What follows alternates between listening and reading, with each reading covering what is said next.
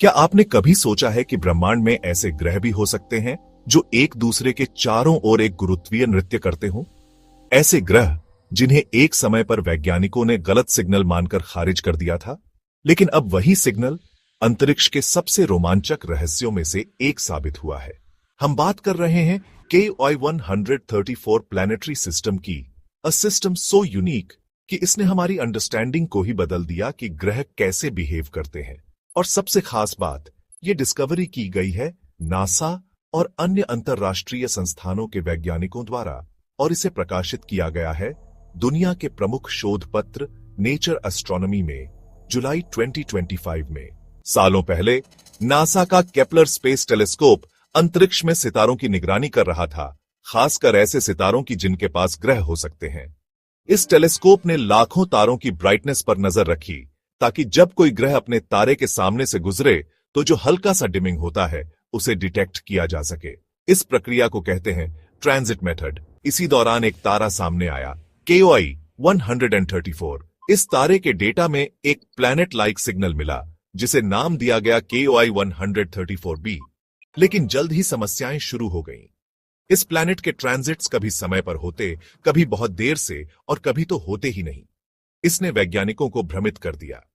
कई शोधकर्ताओं ने इसे फॉल्स पॉजिटिव घोषित कर दिया, यानी ऐसा सिग्नल जो शायद किसी बाइनरी स्टार या इंस्ट्रूमेंटल एरर की वजह से आया हो। KOI-134b को प्लैनेट कैंडिडेट्स की लिस्ट से हटा दिया गया। लेकिन विज्ञान में एक कहावत है, old data never dies, it just waits to be understood. साल 2025 में वैज्ञानिकों के एक अंतरराष्ट्रीय समूह, जिसमें नासा, यूनिवर्सिटी ऑफ शिकागो और MIT के शोधकर्ता शामिल थे, ने केपलर के आर्किवल डेटा को दोबारा एनालाइज किया। और इस बार उन्होंने इस्तेमाल किया एक modern approach, transit timing variation modelling, जो पुराने ट्रांजिट सिग्नल्स के पीछे छुपी ग्रेविटेशनल डायनामिक्स को उजागर करने में सक्षम है। उन्होंने पाया कि KOI-134b के ट्रांजिट्स में लगभग 10-20 घंटे तक की वेरिएशंस थीं, जो कि सामान्य नहीं थीं। इसका मतलब साफ था, इस ग्रह के पास कोई ऐसा साथी है जिसकी ग्रेविटी उसकी ऑर्बिट को इन्फ्लुएंस कर रही है। वही ग्रह जिसे सालों पहले खारिज कर दिया गया था, अब साबित हो गया एक शानदार पूर्ण ग्रह के रूप में। और वह भी कोई मामूली ग्रह नहीं, एक वार्म जुपिटर, यानी एक ऐसा गैस जायंट जो अपने तारे के काफी पास ऑर्बिट करता है, लेकिन हॉट जुपिटर की तरह बिल्कुल पास नहीं। इसकी ऑर्बिटल पीरियड पाई गई करीब 67 दिन। लेकिन KOI-134b के अकेले होने का भ्रम अब टूट चुका था। जैसे ही वैज्ञानिकों ने TTV मॉडल्स का विस्तार किया, उन्होंने पाया कि KOI-134b जिस तरह से ऑर्बिट करता है, वह बिना किसी बाहरी ग्रेविटेशनल इन्फ्लुएंस के मुमकिन ही नहीं था। यहीं पर सामने आया KOI-134c। यह ग्रह ट्रांजिट में कभी नहीं देखा गया। इसका मतलब है कि इसका ऑर्बिट एंगल ऐसा है कि यह हमारे व्यू पॉइंट से अपने तारे के सामने से नहीं गुजरता। लेकिन इसका ग्रेविटेशनल असर इतना शक्तिशाली था कि वैज्ञानिकों को इसका मैस और ऑर्बिटल पैटर्न मॉडल करने में कोई दिक्कत नहीं हुई। यह ग्रह लगभग 34 दिनों में एक रेवोल्यूशन करता है और आकार में यह स्लाइटली स्मॉलर देन सैटर्न है। इस खोज में सबसे चौंकाने वाला पहलू यह था कि KOI-134b और c दोनों की ऑर्बिटल प्लेन्स एक दूसरे से लगभग 15 डिग्री झुकी हुई है। इसे कहा जाता है म्यूचुअल इंक्लिनेशन, जब एक ही सिस्टम के दो ग्रह एक ही प्लेन में ना हो। यह अब तक किसी भी कॉम्पैक्ट मल्टीप्लैनेट सिस्टम में नहीं देखा गया था। इस झुकाव की वजह से दोनों ग्रहों की ऑर्बिट्स समय के साथ एक दूसरे के चारों ओर एक घूर्णन करते कैरोसेल की तरह घूमती है। इसे कहते हैं ऑर्बिटल प्रिसेशन। इस डांस लाइक मोशन को मॉडल करना आसान नहीं था, लेकिन इसी ने इस सिस्टम को इतना फैसिनेटिंग बना दिया। इन दोनों ग्रहों के बीच एक परफेक्ट बैलेंस है। KOI-134b का ऑर्बिट 67 दिन का और KOI-134c का 33.5 दिन का है, यानी ये लगभग 2:1 ऑर्बिटल रेजोनेंस में है। इसका मतलब है कि हर बार जब B एक चक्कर पूरा करता है, C 2 बार पूरा कर चुका होता है।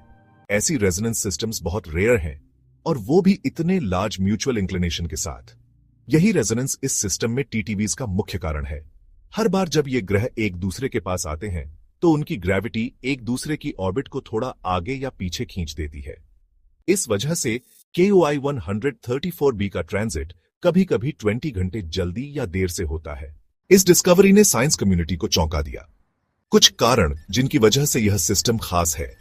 फर्स्ट नोन कॉम्पैक्ट सिस्टम, जिसमें सिग्निफिकेंट ऑर्बिटल टिल्ट और स्ट्रॉन्ग टीटीवीज दोनों एक साथ हैं। KOI 134c को सिर्फ ग्रेविटेशनल इफेक्ट्स से डिटेक्ट किया गया, ट्रांजिट से नहीं।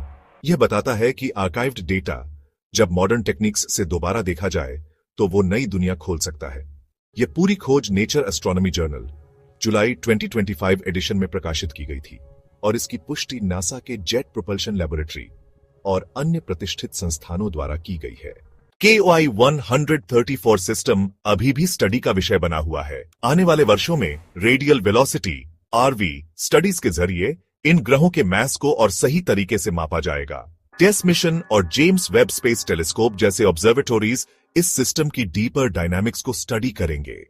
वैज्ञानिक यह भी जानना चाहेंगे कि क्या इस सिस्टम में और भी ग्रह छिपे हुए हैं, जैसे कोई ड्वार्फ प्लैनेट या डेब्री बेल्ट। तो दोस्तों, एक ऐसा सिस्टम जिसे कभी एक टेक्निकल एरर माना गया था, वो अब हमारे पास मौजूद है, एक जटिल और सुंदर गुरुत्वीय संतुलन के रूप में।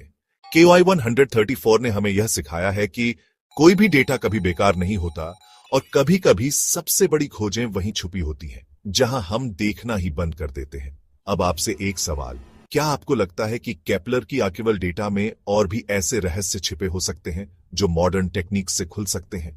क्या भविष्य में हम ऐसे सिस्टम्स खोज पाएंगे जो हमारे करंट प्लैनेटरी मॉडल्स को पूरी तरह से बदल कर रख देंगे? अगर आपको KOI 134 की यह रहस्यमय और विज्ञान से भरपूर कहानी पसंद आई हो तो इस वीडियो को लाइक कीजिए, कमेंट में अपनी राय दीजिए और इस चैनल को सब्सक्राइब कीजिए ताकि ब्रह्मांड की अगली कहानी आपसे दूर ना हो। याद रखिए, हर ग्रह की अपनी कहानी होती है, बस जरूरत है उसे सुनने की।